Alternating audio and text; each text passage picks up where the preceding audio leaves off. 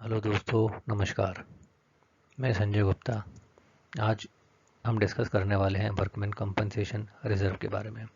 जैसा कि आप जानते हैं कि कोई भी रिजर्व फ्यूचर में होने वाली अनएक्सपेक्टेड रिस्क से बचने के लिए किया जाता है।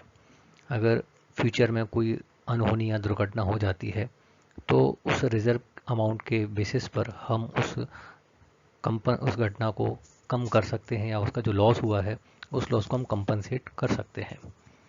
ठीक उसी तरीके से वर्कमैन कंपनसेशन रिजर्व को क्रिएट किया जाता है। मान लीजिए किसी फैक्ट्री प्रेमाइसेस में वर्कर्स काम करते हैं। अगर वर्कर्स के साथ कोई अनहोनी या कोई इंसिडेंस हो जाता है तो ऐसी स्थिति में वर्किंग आवर के टाइम पर अगर किसी वर्कर के साथ कोई घटना होती है तो कंपनी को उसका कंपनसेशन पे करना होता है। अब ऐसी स्थिति में कंपनी के सामने अचानक से एक बड़ी समस्या खड़ी हो जाती है कि उस अमाउंट का अरेंजमेंट कहाँ से किया जाए। तो ऐसी स्थिति में कंपनियां वर्कमैन कंपनसेशन रिजर्व अकाउंट तैयार करती हैं। तो आगे बढ़ने से पहले अगर आप लोगों ने मेरा चैनल अभी तक सब्सक्राइब नहीं किया है तो प्लीज़ मेरे चैनल को सब्सक्राइब कीजिए। आइए शुरुआत करते हैं। श्रमिक क्षतिपूर्ति संचय वह संचय है जिसको हम प्रॉफिट में से तैयार करते हैं, यानी प्रॉफिट में से बनाते हैं। जो डिविजिबल प्रॉफिट होता है, विभाजन योग्य लाभ होता है, उस अमाउंट में से हम वर्कमैन कंपनसेशन रिजर्व को क्रिएट करते हैं। इसका इस्तेमाल वर्कर्स को जो कंपनसेशन पे करने के लिए किया जाता है। अब साझेदारी फर्म का विघटन हो चुका है और फर्म की पुस्तकों में वर्कमैन कंपनसेशन रिजर्व अकाउंट है।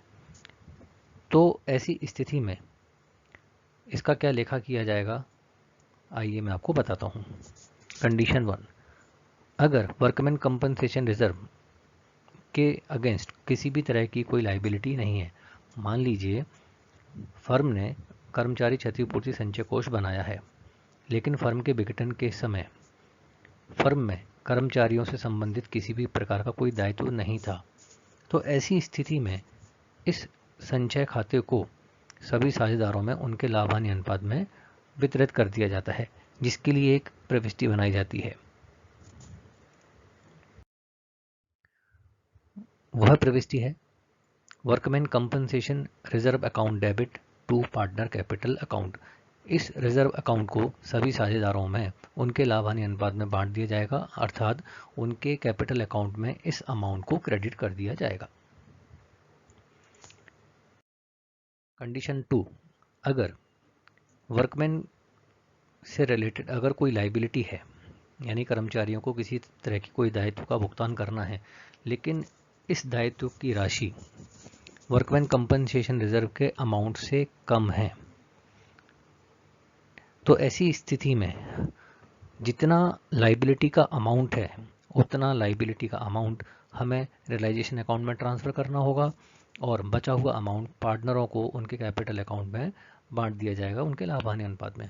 उदाहरण के लिए मान लीजिए वर्कमैन कंपनसेशन रिजर्व अकाउंट का बैलेंस है 1 लाख रुपए और वर्कमैन का जो लाइबिलिटी है वो है 60,000।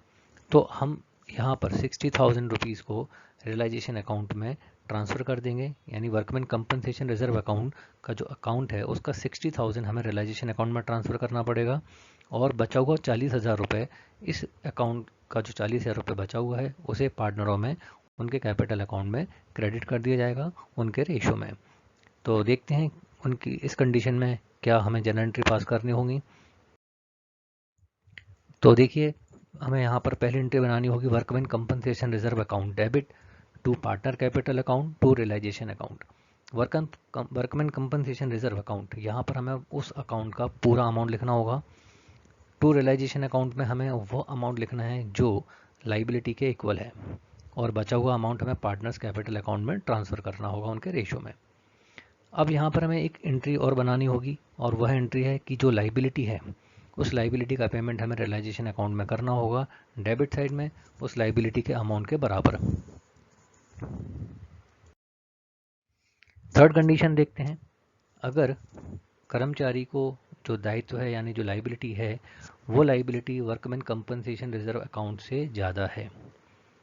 मान लीजिए workman compensation reserve account 1 lakh रुपए है और हमें यहाँ पर वर्कर की जो लाइबिलिटी है वो है 1,50,000 रुपये। तो ऐसी कंडीशन में वर्कमैन कंपनसेशन रिजर्व अकाउंट का जो पूरा अमाउंट है वो हमें पूरा रियलाइजेशन अकाउंट में ट्रांसफ़र कर देना होगा, यानी इस अकाउंट को हम क्लोज कर देंगे रियलाइजेशन अकाउंट में क्रेडिट साइड में। अब यहाँ पर जो लाइबिलिटी है 1,50,000, उस लाइबिलिटी का पेमेंट हमें यहाँ पर रियलाइजेशन अकाउंट में करना होगा डेबिट साइड में। तो इसके लिए हमें कौन कौन सी एंट्रियाँ बनानी होंगी, आइए देखते हैं। यहाँ पर हमें पहली एंट्री बनानी होगी workman compensation reserve account debit to realisation account, यानी ये जो रिजर्व अकाउंट है उस पूरा अकाउंट को हमें रियलाइजेशन अकाउंट में क्रेडिट करना होगा उसकी पूरी वैल्यू यानी 1 लाख रुपए के साथ। अब यहाँ पर हमें जो वर्कर की लाइबिलिटी है उस लाइबिलिटी का यहाँ पेमेंट करना होगा और वो पेमेंट जितना भी एक्चुअल लाइबिलिटी है उससे हमें पे करना होगा रियलाइजेशन अकाउंट में डेबिट करके, यानी बैंक के माध्यम से हम उस लाइबिलिटी का पेमेंट कर देंगे।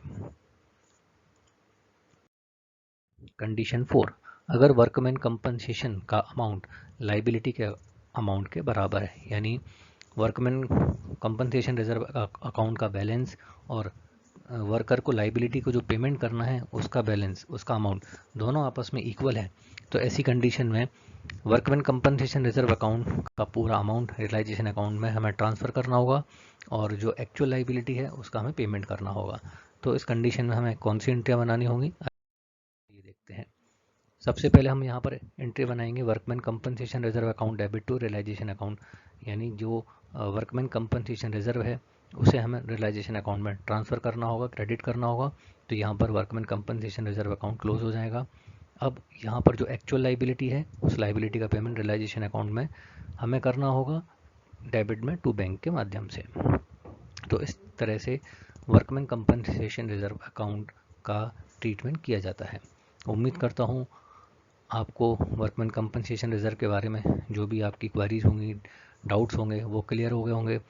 तो इस वीडियो में मैंने आपको बताया कि वर्कमैन कंपनसेशन रिजर्व में कौन कौन सी कंडीशंस होती हैं और उन कंडीशंस में क्या एंट्रियाँ बनानी होती हैं तथा क्या पेमेंट करना होता है। अगले वीडियो में मैं आपको इसका एक न्यूमेरिकल क्वेश्चन सॉल्व करके बताऊंगा। तो आप अपना ध्यान रखिए और मेरे चैनल को सब्सक्राइब करना मत भूलिएगा। धन्यवाद।